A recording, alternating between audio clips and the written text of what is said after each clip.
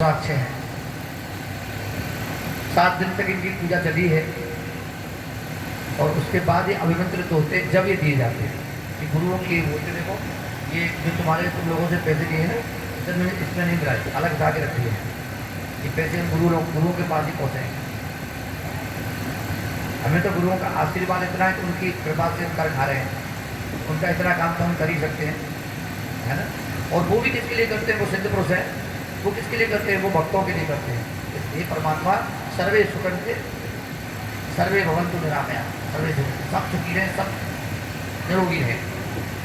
देखिए अब मेरी बात ध्यान से, जिसके मतलब की जो बात हो वो सुन लेना। तो सब चीज़ बता दूंगा कि किसको क्या करना है, किस ज़रूरत के लिए क्या करना है, वो मैं बता दूंगा आपको। तो ध्यान से सुनते रहें, अपने अपने मतलब की बात को नोट कर लें कि हमने इसलिए लिया है, हमारा काम इस काम से होगा। ठीक है जी।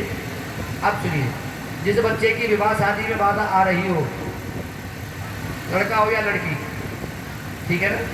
पहली बात तो रुद्राक्ष का करना क्या है, आप लोगों को लाल कपड़े में लेके बांध के और जहाँ पूजा करते हुए अपने सुरक्षित स्थान पर रख के, जिसे छुआ हुआ न ले जाए। गड़बड़ नहीं होना चाहिए, बार बार नहीं मिलते हैं। बड़े भाग्यशाली होते हैं जिनको रुद्राक्ष मिलते हैं, ठीक है ना। तो बांध के रखना, बड़े संभाल के, डिब्बी बंद करके भी रख सकते हो, पर इसकी पूजा प्रतिदिन होनी चाहिए। ये करेंटली फल देगा आपको, तुरंत फल मिलेगा आपको बहुत जल्दी, पर करना पड़ेगा आपको रोज। देखिए बिना कर्म के तो कुछ प्राप्त होता नहीं है, कर्म तो करना पड़ेगा। तो करना क्या है, आपको बहुत छोटा सा उपाय है। पूजा जैसे नादों के रोज पूजा करते हो, इसमें एक बार सिर्फ गंगा जल के ऐसे छींटे लगाने हैं और धूपबत्ती दीपक जो भी जला रखा है वो ऐसे करके दिखा देगा। अब सुनिए, ये तो सभी को करना है जिन्होंने लिए सुख शांति के लिए, सभी को करना है। तो अब ध्यान से सुने, जिन बच्चों की शादी में बाधा आती है, लड़का हो या लड़की, शादी में बाधा आ रही हो, तो ये पूजा प्रतिदिन रुद्राक्ष के ऐसे ही करते रहे। हर अमावस वाले दिन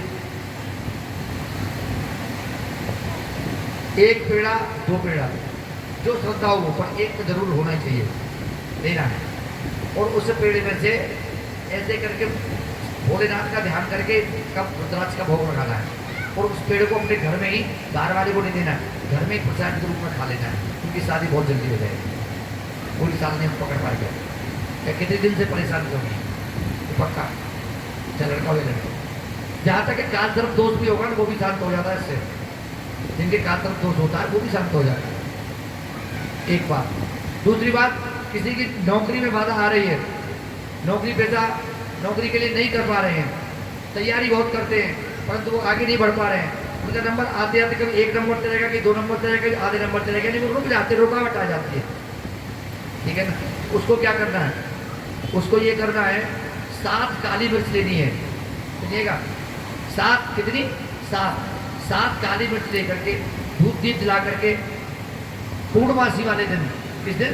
पूर्णमासी वाले दिन, और 7 काली मिर्च इस रुद्राक्ष जहाँ आपका रखा है उसे टच करके 7 काली मिर्च को, और जाके चुपचाप जाके उस बच्चे से वो भोलेनाथ के मंदिर में चढ़ाया है। 7 काली मिर्च, समझ में आ गया। अब किसी के रोग नहीं जाता है, रोग है, तो आपने देखा होगा आगे का पेड़ होता है, आगे का पेड़ आग बोलते हैं जिसे, दूध निकलता है जिसमें, वो आगे का पेड़ का जो ऊपर फूल जैसा आता है, बोर जैसा आता है, 2 वो लाने हैं। कितने? 2 ला करके, और हर त्रयोदशी को, मैंने त्रयोदशी 2 बार पढ़ती है, हर त्रयोदशी को आगे के फूल को इससे टच करके, रुद्राक्ष से टच करके, और इसको ऐसे भीड़ के भोलेनाथ पे शिवालय में जाके चढ़ा देना, और उसी में से इतना लेके उसको खा लेना। मैं कह रहा हूँ बड़ी बात नहीं है। जिनके डायलिसिस तक होती थी वो बंद हो गई लोगों की। कितना भयंकर रोग है, एक बार डायलिसिस पर चला गया नहीं तो चला गया, जल्दी बंद नहीं होती है। श्रद्धा और विश्वास से इसको करके देखना, डायलिसिस के मरीज भी ठीक हो जाते हैं। दूसरी बात, जिनसे आता है महामृत्युंजय का जाप, वो अपने आप कर सकते हैं। 1 माला 2 माला रोज नहीं कर पाए तो त्रयोदशी को जरूर करें जो, और इस रुद्राक्ष को सामने रख करके बैठ के तब करें, दीपक जला के घी का, और प्रतिदिन 1 माला करें तो और जल्दी ठीक होगा। बहुत जल्दी ठीक होगा। अब आ जाते हैं, बहुत आजकल लड़ाई झगड़ा बहुत ज़्यादा हो रहता है, आपस में कोई किसी की सुन के राजी नहीं है, टेंशनबाजी रहती है। पत्नी कह रही है कि ये कैसे करें, मामला ठीक नहीं है, पति कह रहा है मामला ठीक नहीं है, पति पत्नी में, माता पिता में, बच्चे में, घर में राड़ रहती है, कलेश रहती है। तो आपको क्या करना है, ये बेलपत्री है ना, बेलपत्री, ये बेलपत्री और एक पीपल का पत्ता, एक बेलपत्री और एक पीपल का पत्ता, प्रदोष बेला में, प्रदोष बेला समझते हैं, त्रयोदशी की शाम को प्रदोष बेला जो लगती है, प्रदोष काल में, प्रदोष काल में पीपल का पत्ता और ये एक बेलपत्री लेकर के इससे रुद्राक्ष से टच करके और शिवालय में जाके चुपचाप पढ़ाया था। कोई बड़ा काम नहीं है, उनके घर में शांति हो जाएगी। अब आ जाती बात किसकी, कमाते तो बहुत है पर पता ही नहीं लगता कहाँ जा रहा, बरकत नहीं गई घर में, बरकत नहीं है। तो हर सोमवार को आपको ये कार्य करना पड़ेगा, हर सोमवार को रुद्राक्ष को अपने सामने रखिए, धूप दीप से इसकी पूजा कीजिए, पूजा करके मिष्ठान का भोग लगाइए, लड्डू हो, पेड़ा हो, जो भी हो, बर्फी हो, जो भी हो, मिष्ठान का भोग लगाइए और भोग लगा करके ताजी बेलपत्र पर ओम नमः शिवाय, 3 पत्ते होते बेल पत्र के, तीनों पर लिखे 9 पत्ते लेकर के जाएं, 9 पत्ते यहाँ टच करके और शिवालय में चढ़ाया हूँ, बरकत अपने आप घर में हो जाए पक्का। इसके बाद ध्यान करेंगे, बहुत से लोग ऐसे भाई इनका कर्जा ही नहीं करता है, 1 लाख उतारा 1.5 लाख फिर हो गया, 1.5 लाख उतारा 2 लाख हो गया, कर्जा जिनका उतर ही नहीं पाता है। तो आपको क्या करना है, हर शनिवार को देखिए, शनिवार को लक्ष्मी के भाइयों की शादी तय हुई थी, इसलिए लक्ष्मी बहुत प्रसन्न होती है। आपको क्या करना है, एक रोटी लास्ट वाली, जो भोजन बनाती माता है, एक लास्ट वाली रोटी बनानी है, उस रोटी पर हल्का सा बेवालन सरसों का तेल ऐसे टच कर देना है, ऐसे टच कर देना है और टच करके रुद्राक्ष से लगा करके उसको रात को रख देना है और सुबह किसी भी कुत्ते को खिला देनी है। कर्ज ऐसे पड़ जाएगा जैसे हुआ था ही नहीं, पता ही नहीं लगेगा कहाँ लगेगा। और किसी को कोई शंका हो, कुछ पूछना हो विशेष काम के लिए, तो खड़े होकर पूछ सकते हैं अपने स्टाफ पर। किसी और धारणा से लिया हो, इसकी ये धारणा हो कि मेरा ये काम होना चाहिए, तो वो खड़ा हो जाए एक बार, कोई ऐसा है तो, नहीं है तो सबकी समझ में आ गया तो कोई बात ही नहीं, आ गया सबकी समझ में भैया। पूजा प्रतिदिन करनी है, ले तो लिया है पर पूजा प्रतिदिन करनी है। ऐसा दिन नहीं होना चाहिए कि ये नागा हो जाए। यदि आप नहीं कर सकते हो, घर में और मेंबर है, किसी और से करा दीजिए। आप कहीं गए हुए बाहर हो तो घर में कोई न कोई तो रहेगा जो है।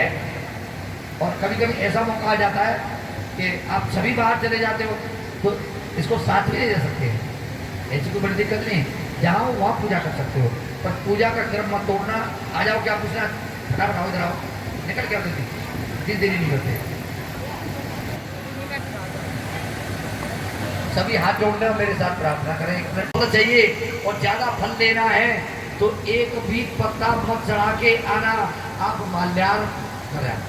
माल्यार्पण क्या होता है? माल्यार्पण होता है कि जो लोग चढ़ा के ढेर लगाए गए उसकी सफाई। जितना फल बेल पत्र चढ़ाने का मिलता है उससे 27 गुना ज्यादा फल उस साफ सफाई का मिलता है, जो आपने शायद कभी नहीं।